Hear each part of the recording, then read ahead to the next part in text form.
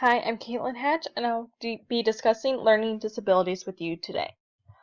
First off, a learning disability is a classification under IDEA that is used to describe a group of neurological conditions that interfere with a person's learning. People who have a learning disability can have near average, average, or above average IQ, and learning disabilities is a catch-all term. We need to understand what's happened in history. Before 1937, there were no laws in place to protect children with a learning disability. In 1937, Samuel Orton noticed the first signs of what was later classified as dyslexia. Later on in 1940, he worked alongside friends to find alternative ways to teach children who could not memorize easily or had what was later known as dyslexia. Between 1940 and 1960, children with disabilities were considered slow learners despite Orton's best efforts to not have them called as so because he believed they can reach their full potential. Between 1960 and 63, when students were given nonverbal tests, they showed equal IQ, and Samuel Kirk later classified them as having a learning disability instead of what he originally proposed, minimally brain damage. In the late 1960s, special education rooms were put inside of schools. In 1975, there were subjects beginning to be identified of a learning disability, and Public Law 94-142 was enacted by Congress. In 1987, 5% of schools had children classified as LD.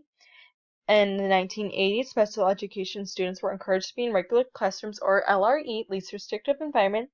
In 1994, Public Law 94-142 was expanded and changed to the Individuals with Disabilities Education Act, which was renewed in 2004. Section 504 was put in place before Public Law 94-142, which was known as Rehabilitation Act of 1973, which meant employers cannot discriminate someone based on a disability. Public Law 94-142, which was called the Education of All Handicapped Children Act, was the first federal law Congress put in place to protect children with a learning disability, which was later changed, as I stated, to the Individuals with Disabilities Education Act, or IDEA. Casual factors include heredity, a difficult pregnancy, if the child is premature, if the mother used drugs, alcohol, or smoked during pregnancy, or if the child had lack of oxygen during pregnancy, if the child experienced a birth trauma, or childhood exposures to neurotoxins. One of those neurotoxins could be lead. Incident factors include a child who has a disability, but there's not a huge gap between intelligence and their performance. Some of the characteristics of a learning disability is perceptual deficit, which is the brain misreading sensory information, or they may have trouble learning. In the classroom, they may have higher frustration levels. These are only a few of them. However, there are many more. Co-occurring conditions with the learning disability include ADHD, which is attention deficit hyperactivity disorder, not ADD, CD, which is conduct disorder, or Tourette syndrome. It's important to know parents who are expecting and their child is at risk for a learning disability can be referred to counseling, parental advice, and places to receive services if the child does need it later on. If the child is 2 and younger, the parents will receive help from their doctor, which is called a pediatrician because they're a child, or the early intervention team. And depending on the state they live in, the early intervention team can help a parent access various sources. And as I stated before, the least restrictive environment, or LRE, is when a child is allowed into the general education classroom as much as possible to not hinder their growth or social development. Now I'm going to talk about learning disabilities and their attributes. First, it's important to note this includes the brain. The brain has many parts: the frontal lobe, which is located in the top front of the brain, the temporal lobe, which is located in the front bottom of the brain, and the frontal lobe controls problem solving. The temporal lobe helps with hearing and language. The parental lobe is a sensory, taste, touch, pressure in the brain, meaning it controls most of the sensory, and it's located in the top back portion of the brain. The occipital lobe, which controls visual information, is located in the middle of the back of the brain. And the cerebellum, which controls balance and coordination, is located in the very back bottom of the brain. Serious brain injuries could be concussions, and it could also be a traumatic brain injury, or TBI. Concussions occurs often in sports. However, that is various ages. It's not limited to high school and college as we see in the NFL by various players. However, a car accident or other traumas can cause a serious brain injury. It's important to note if the injury is severe enough, it can impact learning through the memory. It's important to also note, even if the child is just hit in the head with a ball, there can be a secondary impact of the brain hitting the back of the skull. There has been recent links between brain and autism. Due to the autism affecting the ability for understanding emotions and how to read other people's emotions, they believe the cerebellar areas can be reduced. This is still being researched. They're just developing the links. It's also important to note autism can be easily passed down from parent to child as the family goes on. There is a link between ADHD and the brain. The main link is through environmental factors, which is that the child is exposed to lead. However, it's important to note that this is only one of the damages lead can cause in a child exposed to lead as a child. It affects the sensory input. Sometimes the brain has different structures than what we can perceive as a normal brain, or the biochemistry of the brain may be different.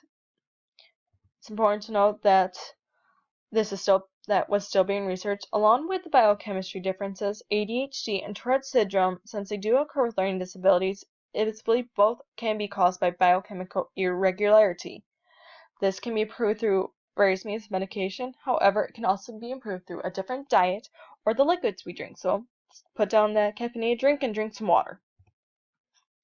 Memories are also important to note because we constantly look back on memory or to remember something we previously learned in class. This is due to the protein, which is called the memory molecule. Memory varies from short-term to long-term, and students with learning disabilities generally have a normal long-term memory, and we can help them with the short-term memory through various visual aids. Metacognition is the knowledge and the control someone has over his or her thoughts. This begins when we start making predictions or use a scientific method.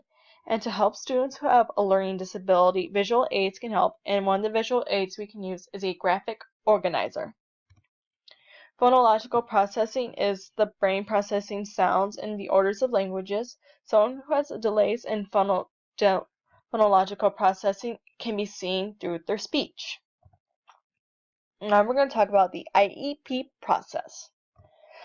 First, we have the MET, which is a multidisciplinary evaluation team. It's a two-person team which is present at the IEP, and they do determine the child qualifies for help or if they have a disability. The READ is a review of existing evaluation data. It's an evaluation given to collect more data. However, it's not required by law to be given. Most people now use the areas of strength and weaknesses, which goes back to see if it's due to make sure it's not due to poor instruction. The IEPT is the IEP team, and this includes parents, child, special education, general education teacher, the principal, possibly the superintendent, the school psychologist, social worker, and the local special education director. And later on, it can include someone within the community to help with the transition plan, which we're going to talk about now. The initial IEP is the first IEP ever done, and it's only given once, and it's updated every year, and the child can be reevaluated every 3 years. The transition IEP starts when a child is 14 or 16, and is used to help set goals later on in life, and the IEP turns into a 504 plan once the child graduates or hits age 22 or whatever age is taught by law. The annual review of the IEP is every year, and the student, the special education teacher, or someone measures the student's progress of the year to see if their goals were met. The reevaluation IEP sees if the student still qualifies for services. If the child does still qualify, they will continue with his or her services. However, if they do not, the IEP is stopped and they no longer can qualify for the services, and this is done every 3 years. So you have your initial IEP, annual IEP, reevaluation IEP. Then you have your annual IEP, and then your reevaluation IEP. Manifest determination is if the student with a disability manifests their if a student with a disability is excluded from the school as a result of their disability. The IEP must figure out why and change the course of action for the student if it is a manifestation of their disability. However, it is not, the school can continue with the exclusions, which is suspensions. Due process hearing is when the parents try to dispute parts of the IEP or if a violation of the IEP is found. This has to happen within 2 years.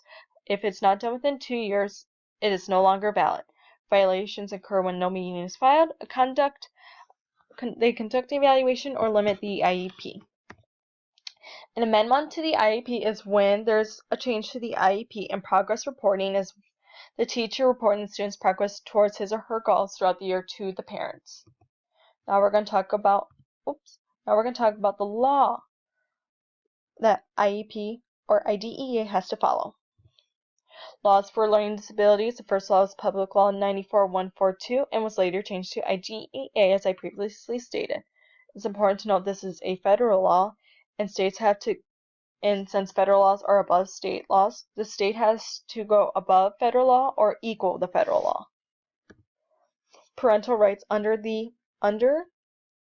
The parents have rights to require confidential treatment of child's records, review and inspect the records, have copies of the records, release records with permission, know about an IEP meeting within 10 days, request assessment, or have an independent evaluation.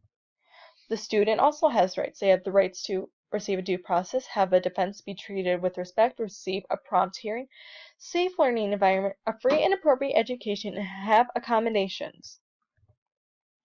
The teacher also has rights, but they also have obligations. They have rights to a safe work environment, to be treated with respect, the right to teach. The obligations are to tell the parent of an IEP, to follow the IEP, and access student records, and have copies of what is added by other teachers. The Behavioral Intervention Plan, or BIP, is when a student has problems with following rules and is used to correct behavior that a student is showing. It checks what is happening while the student is misbehaving, which is FBA, if I remember correctly. The behaviors the students will improve, and what the school and teachers will do. This is stapled to the back of an IEP if the student does have one. However, if a student has a BIP and they're up for expulsion, they are checked to see if there is a link between the behavior and the student's disability. The child was in the appropriate place, and if the FAPE or free and appropriate education is up to date. And if it is, the child cannot be exposed. If there's a violation of any of that, the child cannot be. If anything's proven right, the child can't be exposed. Have expulsion. However, if they're up for suspension, you have to see how much of the behavioral intervention plan was followed, what action was taken by the principal, and how bad the behavior was, and if there could be a better alternative than suspension. And a due process officer is always present during this. I thank you for being with me during this process. Have a good day.